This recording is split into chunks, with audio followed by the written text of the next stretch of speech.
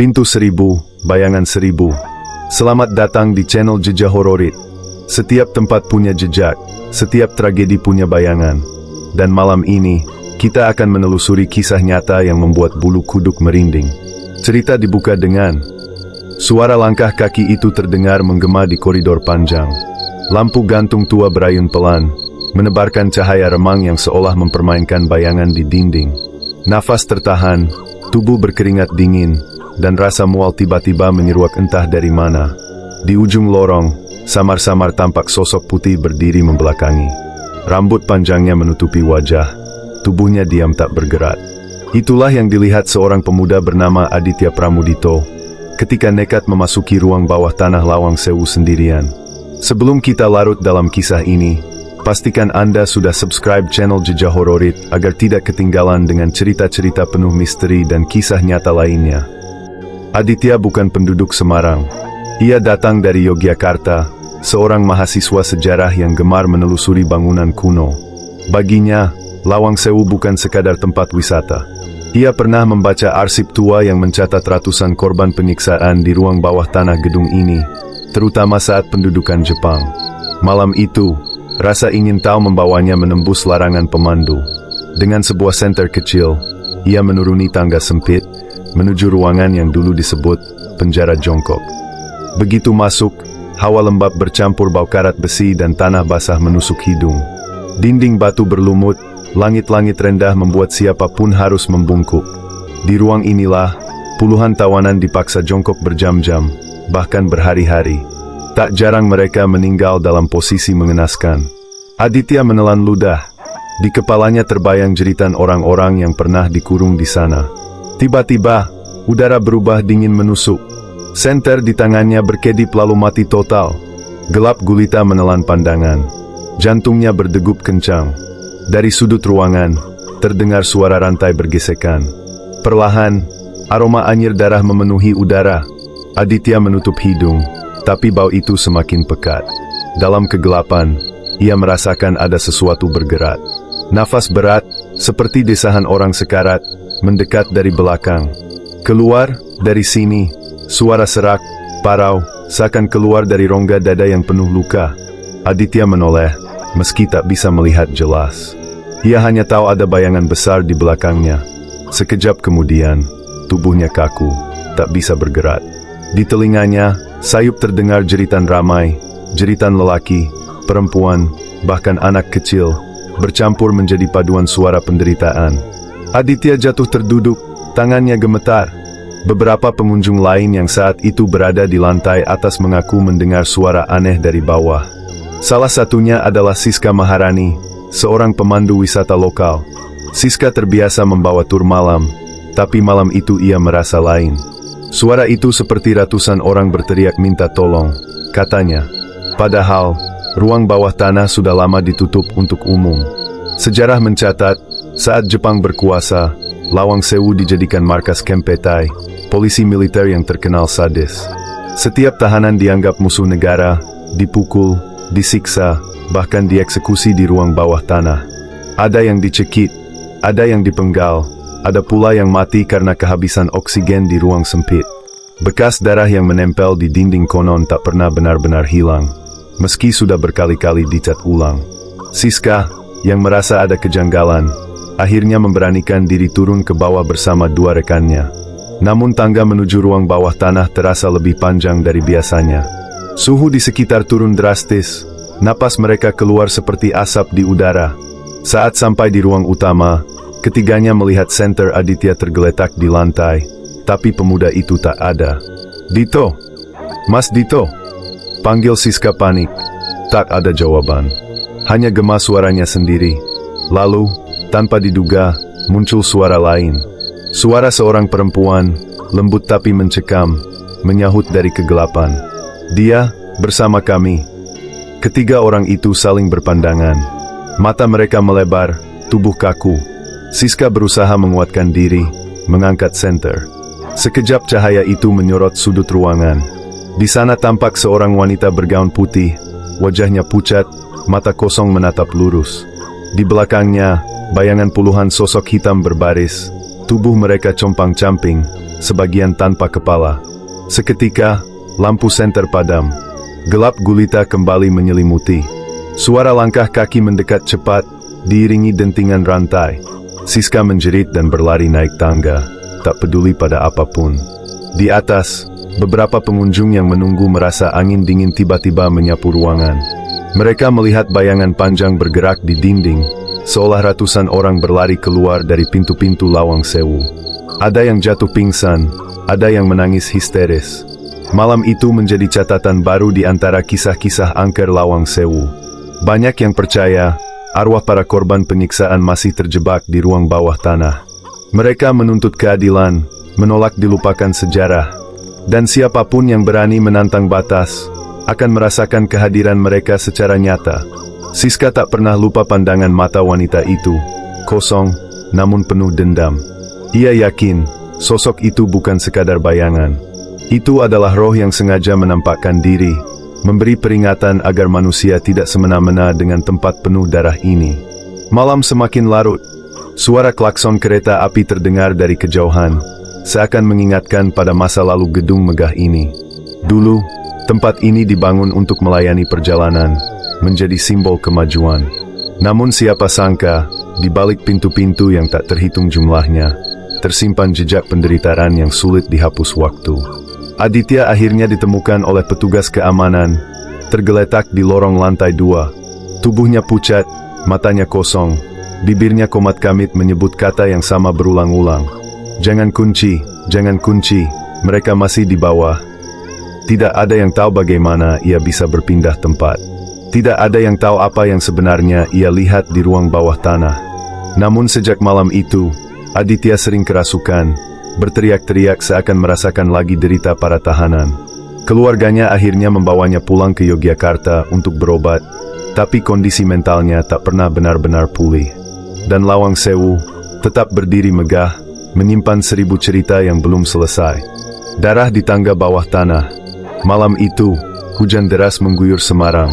Air mengalir deras di selokan depan Lawang Sewu, menciptakan gema alami yang menambah kesan angker di gedung tua itu. Kilatan petir sesekali memperlihatkan arsitektur megah bergaya Belanda, seolah bangunan itu berdiri di antara dua dunia, yang nyata dan yang tak kasat mata. Seorang pria bernama Gunawan Prasetyo, seorang jurnalis lokal, datang untuk melakukan liputan khusus. Ia sudah lama tertarik pada kisah-kisah mistis Lawang Sewu, tapi tak sekedar mencari sensasi. Gunawan ingin menyingkap sisi sejarah yang sering dilupakan, kisah para korban penyiksaan Jepang di ruang bawah tanah. Bersama seorang penjaga senior bernama Pak Wiryo, Gunawan menuruni tangga yang sama tempat Aditya pernah kehilangan kesadarannya.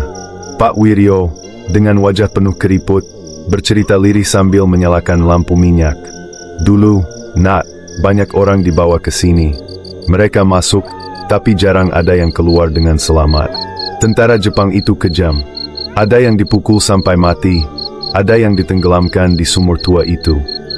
Gunawan menyalakan recorder. Suara tetesan air dari langit-langit menambah kesan mencekam. Dinding tebal penuh lumut, beberapa bercak gelap yang konon adalah darah membatu, masih terlihat samar. Pak, apakah Bapak pernah menyaksikan sesuatu di sini? Tanya Gunawan. Pak Wiryo menghela napas panjang. Sering, Mas. Ada suara langkah, padahal saya sendirian. Kadang terdengar jeritan. Pernah juga saya lihat bayangan perempuan Belanda berjalan melewati lorong, lalu menghilang begitu saja. Gunawan mengangguk. Ia menulis cepat di buku catatan. Namun tiba-tiba, hawa ruangan berubah dingin, lampu minyak berkedip-kedip. Dari arah sumur tua, terdengar suara seperti rantai ditarik. Gunawan spontan menoleh. Matanya membelalat. Dari sumur itu muncul kabut tipis. Lalu terlihat kepala seorang pria melayang, tanpa tubuh. Mata kosongnya menatap lurus. Darah menetes dari leher yang putus. Pak Wiryo menjerit lirih sambil membaca doa. Itu arwah korban yang dipenggal Jepang, katanya terbata. Gunawan hampir menjatuhkan recorder. Suara lirih bergema di telinganya. Kami masih di sini, jangan lupakan kami. Jurnalis itu gemetar. Meski hatinya diliputi rasa takut, ia tahu inilah momen bersejarah. Saksi nyata tentang penderitaan yang tak pernah tercatat di buku sejarah. Ia menempelkan recorder ke dadanya, berharap bisa merekam suara-suara itu. Namun semakin lama, suasana makin kacau. Jeritan demi jeritan terdengar dari segala arah, seperti ratusan orang disiksa bersamaan. Di dinding, bayangan hitam bergerak sendiri, berlari, terjatuh, lalu menghilang. Suara cambuk, derap sepatu tentara, dan teriakan, "Hajime," menggema, seolah ruang bawah tanah kembali hidup di masa perang. Gunawan menutup telinganya, tapi suara itu justru semakin jelas di kepalanya. Ia melihat sekelompok bayangan samar, pria-pria muda dipaksa jongkok, tangan terikat, wajah penuh darah. Tentara Jepang bertubuh tinggi besar mengayunkan pedang, memenggal satu persatu. Kepala-kepala itu jatuh, bergulir ke arah kakinya. Ia berteriak histeris. Pak Wiryo menarik tangannya, memaksa berlari menaiki tangga. Namun di tengah jalan, sesuatu menahan langkah Gunawan. Tangannya terasa dingin, seperti dicekal puluhan orang sekaligus. Saat ia menoleh, tampak wajah-wajah pucat penuh luka menatapnya, mengerang pelan. "Bawa cerita kami keluar, jangan biarkan kami hilang." Dengan sisa tenaga, Pak Wiryo menarik Gunawan hingga keduanya berhasil mencapai pintu kayu berat di atas tangga. Begitu pintu terbuka, semua suara langsung lenyap. Hanya suara hujan deras di luar yang terdengar. Gunawan terengah-engah, tubuhnya basah oleh keringat dingin. Recorder di tangannya masih menyala. Namun yang mengejutkan, saat ia memutar ulang, tidak terdengar suara jeritan atau langkah kaki. Hanya ada suara pelan seorang perempuan, berulang-ulang berkata, "Dia bersama kami, dia bersama kami." Gunawan pucat pasi. Kata-kata itu persis dengan apa yang pernah didengar Siska pada malam ketika Aditya hilang. Apakah roh-roh itu memang sengaja menandai mereka yang masuk ke ruang bawah tanah? Keesokan harinya, Gunawan menuliskan artikelnya. Tapi anehnya, setiap kali ia mengetik bagian tentang penampakan kepala tanpa tubuh, huruf-huruf di layar komputer berubah sendiri menjadi tulisan acak, seperti simbol tak dikenal. Seolah ada sesuatu yang menolak kisah itu diungkap. Sementara itu, warga sekitar kembali dihebohkan. Malam itu, beberapa pedagang kaki lima di depan Lawang Sewu mengaku melihat bayangan tentara Jepang berbaris di halaman. Mereka berjalan dengan langkah teratur, membawa bayonet, tapi wajahnya hitam pekat tanpa mata. Salah seorang pedagang bahkan mendengar perintah dalam bahasa Jepang, meski tak ada seorang pun di halaman kosong itu. Lawang Sewu semakin menegaskan dirinya bukan sekadar bangunan bersejarah. Ia adalah saksi, sekaligus penjara arwah-arwah yang tersisa. Dan siapapun yang berani masuk terlalu dalam, mungkin tidak akan keluar dengan jiwa yang sama. Gunawan, sejak malam itu, kerap bermimpi buruk. Dalam tidurnya, ia selalu melihat tangga panjang menurun tanpa ujung. Dari bawah, terdengar suara jeritan minta tolong. Saat ia mencoba naik, kakinya justru semakin berat, seperti ada ratusan tangan menariknya turun. Pak Wiryo pun jatuh sakit, tubuhnya melemah. Ia berkata pada keluarganya, "Mereka memanggil saya, mungkin waktunya sebentar lagi." Beberapa hari kemudian, ia meninggal dengan wajah tenang. Namun di kamar tempat ia disemayamkan, beberapa kerabat mengaku mencium bau anyir darah. Kisah Gunawan dan Pak Wiryo menyebar cepat. Banyak yang semakin yakin, Lawang Sewu bukan hanya bangunan peninggalan kolonial, tapi juga lorong menuju dunia lain. Sejarah berdarah yang menolak terkubur begitu saja, dan malam demi malam, suara-suara itu masih terdengar dari ruang bawah tanah. 5 hari di neraka. Hujan pagi itu baru saja reda ketika matahari Semarang menyingkap wajah kusam Lawang Sewu. Gedung putih megah dengan ratusan pintu itu berdiri kokoh, tetapi jejak luka di balik temboknya masih membara. Di tahun 1945, tak lama setelah proklamasi kemerdekaan, bangunan ini menjadi saksi salah satu peristiwa paling berdarah dalam sejarah Republik, pertempuran 5 hari di Semarang. Raden Aris Nugroho, seorang mantan pejuang yang kini berusia lebih dari 80 tahun, duduk di beranda rumahnya tak jauh dari Lawang Sewu. Suaranya bergetar, matanya berkaca-kaca ketika mengingat masa mudanya. "Saya masih ingat jelas, Nak. Hari-hari itu, Semarang seperti neraka." Dia bercerita, saat Jepang masih bercokol setelah menyerah pada sekutu, para pemuda kereta api di Semarang bangkit. Mereka menduduki Lawang Sewu untuk mengusir tentara Jepang. Dari balik jendela besar, suara tembakan bersahutan, bau mesiu bercampur dengan jeritan. Banyak pemuda yang gugur, darah mereka membasahi lantai koridor. Tubuh teman-teman saya bergelimpangan di tangga itu, ucap Aris sambil menunjuk ke arah selatan gedung.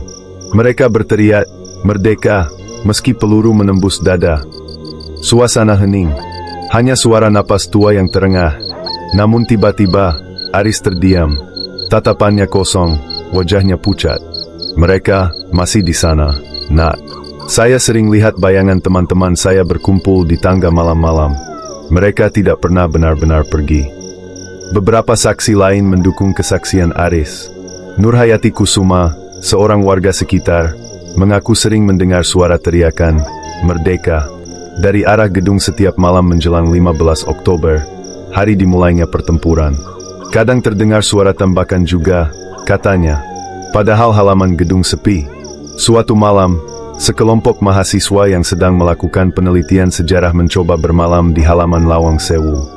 Mereka ingin membuktikan kebenaran kisah pertempuran itu. Salah satunya, Fahri Ramadan, merekam suara di koridor timur. Hasil rekaman membuat bulu kuduk merinding. Terdengar jelas suara langkah berlari, lalu pekik seorang pemuda, "Jangan mundur, merdeka atau mati," diikuti letupan senjata. Fahri bersumpah, saat itu koridor benar-benar kosong. Sejarah mencatat, pertempuran itu berlangsung sengit dari 15 hingga 20 Oktober 1945. Puluhan pejuang gugur, termasuk para pemuda kereta api. Jepang bertahan mati-matian di Lawang Sewu, menjadikan ruang-ruang besar sebagai benteng pertahanan. Namun pada akhirnya, gedung itu berhasil direbut. Darah para pejuang membasuh lantainya, menjadikannya saksi kemerdekaan yang mahal harganya. Namun arwah para pejuang, rupanya, masih bersemayam. Pada malam peringatan tahunan, warga sering mengaku melihat pasukan pemuda berseragam lusuh, wajah penuh semangat, berbaris di halaman. Mereka bernyanyi lirih, "Indonesia Raya," meski tanpa suara jelas. Jika ada orang yang berani mendekat, sosok itu perlahan menghilang, meninggalkan bau mesiu yang samar. Gunawan Prasetyo, jurnalis yang pernah mengalami teror di ruang bawah tanah, juga mendengar kabar itu. Ia datang kembali, kali ini bersama seorang fotografer bernama Clara Ayuning Tias. Mereka ingin merekam fenomena itu. Malam itu, mereka duduk di tangga besar Lawang Sewu. Clara menyiapkan kamera, lensanya diarahkan ke halaman. Udara terasa berat, angin berembus membawa bau besi berkarat. Tepat pukul 12 malam, terdengar langkah kaki dari arah utara. Clara mengangkat kamera, tangannya gemetar. Di layar, tampak jelas puluhan sosok pemuda berjalan. Seragamnya lusuh, beberapa tubuh berlumuran darah, sebagian membawa senapan tua. Mereka berjalan melewati halaman, menatap kosong ke depan. Namun anehnya, suara mereka menggema, "Merdeka." Gunawan terperangah, bulu kuduknya berdiri. Clara memotret berkali-kali. Tapi saat dicek, hasil foto hanya menampilkan halaman kosong. Namun keanehan tidak berhenti di situ. Di tangga tempat mereka duduk, bercak merah muncul perlahan. Seperti noda darah yang merembes dari lantai batu. Gunawan menyentuhnya, dan segera tercium bau anyir menusuk. Clara spontan menjerit, "Ini darah mereka." Seketika, suhu turun drastis. Sosok-sosok itu berhenti berjalan, lalu menoleh ke arah mereka. Mata-mata kosong penuh luka menatap tajam. Gunawan merasa dadanya sesak, seolah puluhan tangan meraih. Clara jatuh terduduk, air matanya mengalir tanpa henti. Salah satu sosok pemuda mendekat. Wajahnya penuh darah, seragamnya robek, tapi sorot matanya menyala. Ia membuka mulut, berkata pelan namun jelas, "Jangan biarkan kami dilupakan, ceritakan perjuangan kami." Lalu, sosok itu menghilang bersama barisan lain. Clara pingsan. Gunawan hanya bisa terdiam, recorder di tangannya bergetar. Ketika mereka sadar kembali, halaman sudah sepi. Namun bercak darah di tangga masih ada, meski kemudian perlahan memudar saat fajar tiba. Sejak malam itu, Gunawan menulis artikel khusus, bukan hanya tentang angkernya Lawang Sewu, tapi juga tentang pengorbanan pejuang muda yang darahnya masih bergaung di sana. Artikel itu mengguncang publik, membuat banyak orang kembali mengingat pertempuran 5 hari Semarang. Namun bagi Gunawan dan Clara, peringatan itu bukan sekadar sejarah. Itu adalah pesan dari dunia lain, bahwa perjuangan, darah, dan nyawa para pemuda tidak boleh hilang di telan zaman. Lawang Sewu, sekali lagi, membuktikan dirinya. Ia bukan hanya gedung kolonial penuh pintu, tapi juga gerbang yang menghubungkan masa lalu penuh darah dengan masa kini. Dan siapapun yang masuk terlalu dalam, akan merasakan sendiri, bagaimana sejarah tak pernah benar-benar mati. Noni Belanda di jendela. Angin malam berembus lirih di halaman Lawang Sewu. Bulan separuh tertutup awan, sinarnya jatuh samar ke dinding putih yang usang. Dari kejauhan, bangunan megah itu tampak seperti raksasa tua yang sedang mengawasi kota. Bagi sebagian orang, Lawang Sewu adalah destinasi wisata sejarah. Tapi bagi Melati Rachmadani, seorang mahasiswi arsitektur dari Surabaya, kunjungan itu menjadi mimpi buruk yang tak pernah ia lupakan. Melati datang bersama 3 temannya untuk mengerjakan tugas kuliah tentang bangunan kolonial. Mereka memilih Lawang Sewu karena ingin mengamati detail arsitektur Belanda yang megah, jendela-jendela besar, koridor panjang, dan langit-langit tinggi. Namun, di balik kekaguman akademis, ada rasa tegang yang merayap sejak langkah pertama memasuki gerbang. Pemandu lokal, Pak Damarjati, sudah memperingatkan mereka. Jangan coba-coba memanggil atau menantang. Dan kalau kalian melihat sesuatu di jendela lantai 2, cukup diam. Jangan berinteraksi. Teman-teman Melati tertawa, menganggapnya sekadar bumbu cerita horor untuk wisatawan. Mereka terus berjalan, memotret, mencatat detail ornamen. Tapi Melati justru merasakan sesuatu yang tak beres. Setiap kali ia melewati lorong, ada bayangan yang seakan mengikuti. Rambut di tengkuknya berdiri. Sore itu, ketika matahari mulai tenggelam, Melati berdiri di halaman depan. Pandangannya tertarik pada jendela besar di lantai 2. Di sana, samar-samar terlihat sosok wanita bergaun putih. Wajahnya pucat, matanya kosong, rambut pirangnya tergerai. Noni Belanda, bisik Pak Damar lirih. Dia sering muncul di jendela itu. Melati terpaku. Sosok itu tidak bergerak, hanya menatap lurus ke halaman. Teman-temannya mengangkat kamera, berusaha memotret. Namun setiap kali kamera diarahkan, layar mendadak gelap. Saat mereka menurunkan kamera, sosok itu tampak jelas dengan mata telanjang. Malamnya, rasa penasaran membawa Melati naik ke lantai 2 bersama satu temannya, Reza Firmanto. Koridor panjang sepi, hanya diterangi cahaya lampu kuning temaram. Lantai kayu berderit pelan di bawah pijakan mereka. "Mel, kamu yakin mau lihat?" tanya Reza ragu. Melati mengangguk. Mereka berjalan pelan menuju jendela yang tadi. Saat sampai, ruangan itu kosong. Hanya ada debu, meja tua, dan kursi reot. Namun hawa dingin menyelimuti, membuat napas mereka keluar seperti asap. Tiba-tiba, jendela terbuka dengan sendirinya. Angin berembus kencang, membawa aroma anyir yang menusuk. Dari pantulan kaca jendela, Melati melihat sesuatu yang tak ada di ruangan. Sosok Noni Belanda berdiri tepat di belakang mereka. Rambut pirang panjang, gaun putih lusuh berlumuran darah di bagian perut, wajahnya pucat dengan bibir membiru. Mata kosong itu menatap Melati dari balik pantulan. Melati menjerit, Reza spontan menoleh. Namun sosok itu tak tampak di ruangan, hanya di kaca. Semakin lama, bayangan itu mendekat, menempel di belakang Melati. Dan tiba-tiba, wajah Noni itu berubah, mulutnya terbuka lebar hingga ke telinga, memperlihatkan deretan gigi tajam. "Pergi, dari sini," suara seraknya menggema. Lampu di lorong padam bersamaan. Gelap total, hanya suara langkah berlari dan dentuman pintu yang menutup keras. Reza menarik tangan Melati, berlari keluar koridor. Namun saat menoleh, Melati melihat jelas. Noni itu kini berada di ujung lorong, berdiri dengan kepala miring, tangan terulur, menatap mereka dengan senyum mengerikan. Mereka berhasil turun ke halaman, terengah-engah. Pak Damar menunggu dengan wajah tegang. "Kalian tadi naik ya? Sudah saya bilang, jangan dekati jendela itu." Melati menangis, tubuhnya gemetar hebat. Sejak malam itu, ia dihantui mimpi buruk. Setiap tidur, ia selalu bermimpi berada di koridor Lawang Sewu, berhadapan dengan Noni Belanda. Sosok itu memanggil namanya berulang-ulang. "Melati, ikut aku, selamanya." Bahkan di luar kota, di kosnya di Surabaya, Melati mengaku masih sering melihat bayangan wanita bergaun putih di pojok kamar. Kadang terdengar ketukan di jendela pada tengah malam.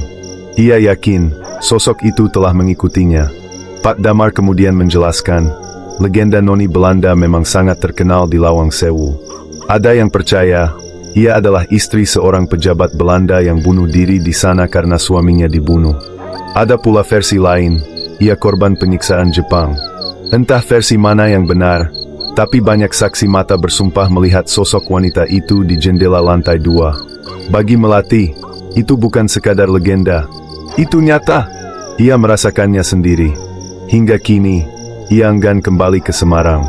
Bahkan ketika teman-temannya mencoba meyakinkan bahwa itu hanya halusinasi, Melati tetap yakin arwah noni Belanda masih gentayangan, dan ia tak segan menampakkan diri pada siapapun yang berani menantang.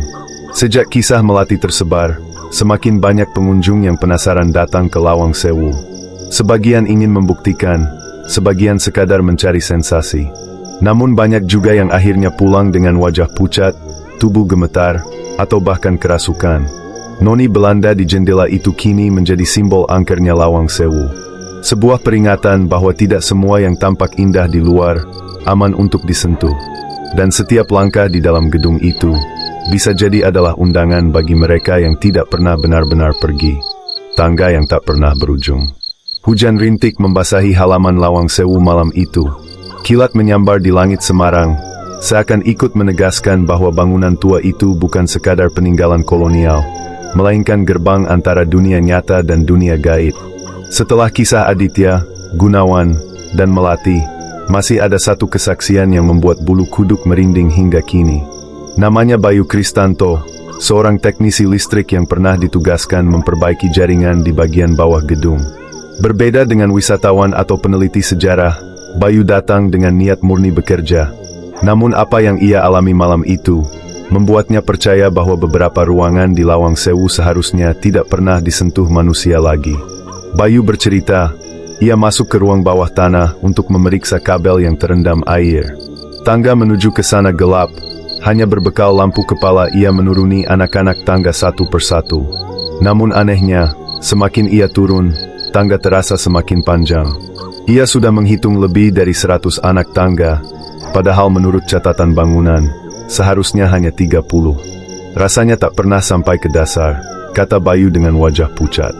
Semakin saya turun, semakin terdengar suara orang menangis dan merintih.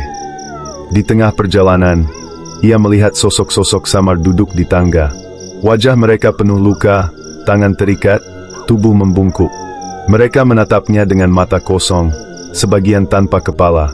Suara rantai beradu menggema di sepanjang lorong. Bayu panik. Ia berusaha naik kembali. Namun semakin ia menaiki tangga, ia justru semakin turun. Nafasnya memburu, tubuhnya gemetar. Lampu kepala berkedip-kedip. Tiba-tiba, ia merasakan ada yang menyentuh pundaknya. Saat menoleh, terlihat seorang pria berseragam lusuh. Wajahnya penuh darah, matanya menatap tajam. "Jangan pergi, kau harus bersama kami." Bayu menjerit, melompat menaiki anak tangga tanpa henti. Hingga akhirnya, ia jatuh tersungkur di lantai basah. Saat membuka mata, ia sudah berada di ruang atas, dekat pintu masuk. Padahal ia yakin tadi baru saja berada di lorong bawah tanah. Yang membuatnya makin merinding, celananya basah kuyup oleh air bercampur darah. Namun ketika ia meminta rekannya memeriksa, lantai tempat ia jatuh sama sekali kering. Sejak malam itu, Bayu menolak kembali ke Lawang Sewu. Tubuhnya sehat, tapi pikirannya selalu dihantui tangga panjang yang tak pernah berujung. Ia bahkan sering terbangun di malam hari, merasa sedang menuruni tangga tanpa akhir, dengan jeritan orang-orang di sekelilingnya. Beberapa paranormal yang pernah dipanggil ke Lawang Sewu menguatkan kesaksian Bayu. Mereka mengatakan ada dimensi lain di ruang bawah tanah. Tangga yang terlihat biasa, sebenarnya bisa berubah menjadi jalan gaib menuju ruang penjara arwah. Itulah sebabnya beberapa orang bisa merasa hilang, meski hanya beberapa menit berada di bawah. Gunawan, yang mendengar kisah Bayu, mencoba menelusurinya dengan bantuan rekaman. Ia memasang kamera di tangga bawah tanah. Namun hasil rekaman hanya menampilkan gambar tangga kosong, sampai menit ke-23. Di sana, terlihat jelas sosok Bayu sedang turun, meski ia mengaku sudah kembali ke atas. Dalam rekaman, ia terus berjalan ke bawah hingga tubuhnya lenyap di telan kegelapan. Rekaman itu mendadak berhenti. File video rusak, tidak bisa dibuka lagi. Lawang Sewu pun semakin menegaskan dirinya. Bukan hanya sebagai saksi bisu sejarah, tetapi juga lorong gaib tempat arwah-arwah terjebak. Sejarah berdarah, jeritan para korban, hingga sosok noni Belanda hanyalah sebagian kecil dari misteri yang tersimpan di dalamnya. Dan sampai kini, banyak pertanyaan tak pernah terjawab. Apakah tangga tak berujung itu nyata? Apakah roh-roh yang terjebak di ruang bawah tanah masih menunggu untuk dibebaskan? Atau Lawang Sewu memang ditakdirkan menjadi penjara abadi bagi mereka yang gugur dalam derita? Satu hal yang pasti, setiap langkah di dalam gedung itu adalah taruhan. Taruhan antara kembali dengan selamat, atau hilang dalam sejarah yang tak pernah selesai. Terima kasih sudah menyimak. Terus ikuti Jejak Hororit untuk mendapatkan kisah nyata penuh misteri dan inspirasi. Jangan lupa subscribe.